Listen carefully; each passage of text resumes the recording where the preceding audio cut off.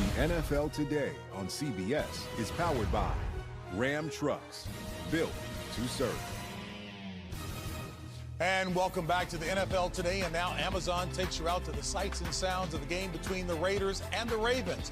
So let's throw it out to Baltimore with our announcers, Andrew Catalan, Tiki Barber, and A.J. Ross. JB, Baltimore is buzzing this week. Pearl Jam, Bruce Springsteen, and today it's the Ravens home opener. After a heartbreaking loss to the Chiefs, Lamar Jackson in Baltimore trying to bounce back against Max Crosby and the Las Vegas Raiders. And hi everyone, welcome to week 2 of the NFL on CBS. Alongside Tiki Barber, I'm Andrew Catalan. We'll hear from A.J. Ross coming up.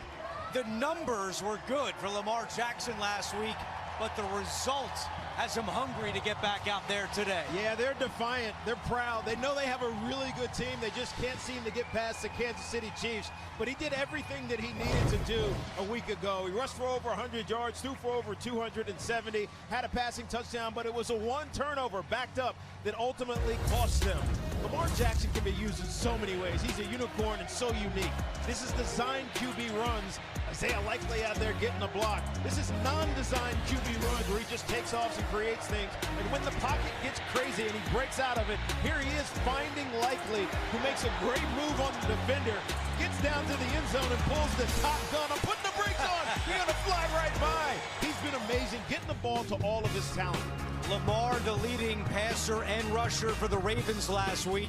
And a moment ago, A.J. Ross with one of his favorite targets, Zay Flowers.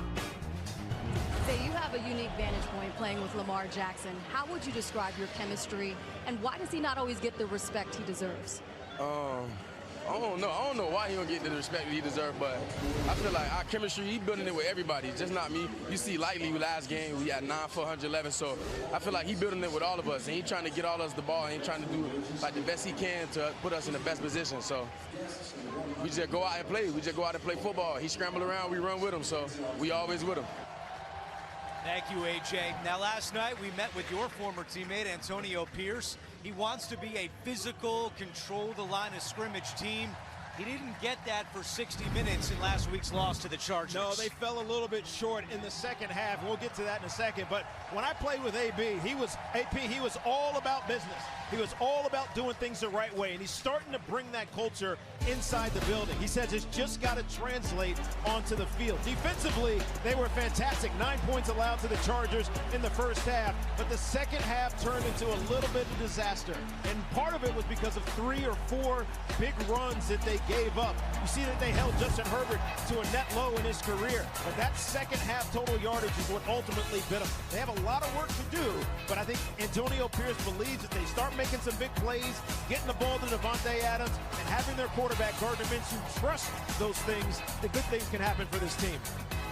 Las Vegas and Baltimore trying to avoid an 0-2 start. The Ravens haven't been 0-2 since 2015.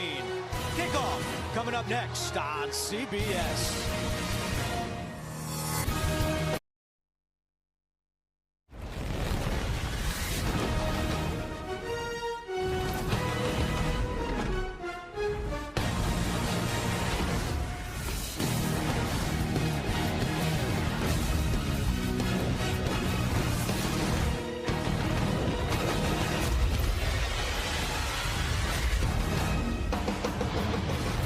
Coaches Antonio Pierce and John Harbaugh set to square off in week 2. And you'll see the kickoff coming up next on CBS.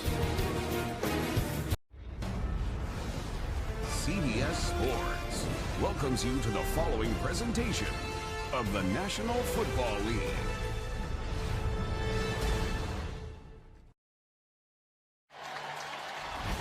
Picture perfect day in Baltimore. 81 degrees, plenty of sunshine as we get set for kickoff between the Ravens and the Raiders. And before we get it going, we send it down to the field and A.J. Ross. Andrew, the road has been a hostile environment for these Raiders, who have dropped their last 7 of 8, not to mention the jet lag that comes with traveling west to east. So they switched some things up this week, practicing on East Coast time each day in an effort Antonio Pierce believes will give them a fast start today, just like it did in the Miami game last year. But this is a Ravens team that has been dominant in home openers. They are 13-3 under John Harbaugh. Not to mention, this is a Ravens team that is also fired up. They lost by a toe. So they're going to be 10 toes down today, looking for the dub.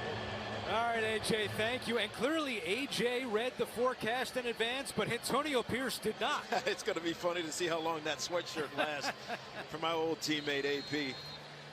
Ravens won the toss. They have elected to defer.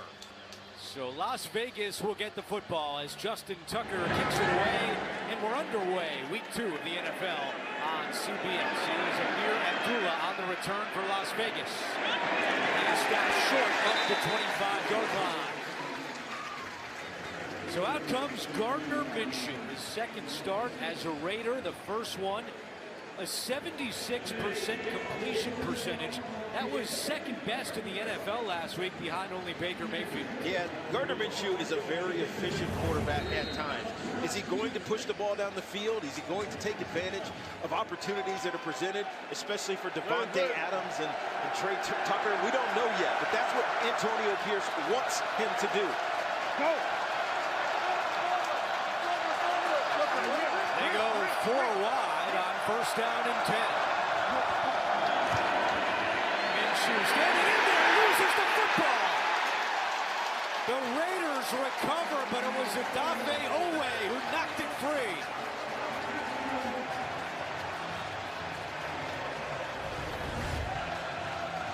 Odafe Owe coming on the backside, just goes right around Colton Miller. Easy strip sack fumble for them. They're lucky that Colton fell on that football. Maybe this is one of the issues that Antonio Pierce and maybe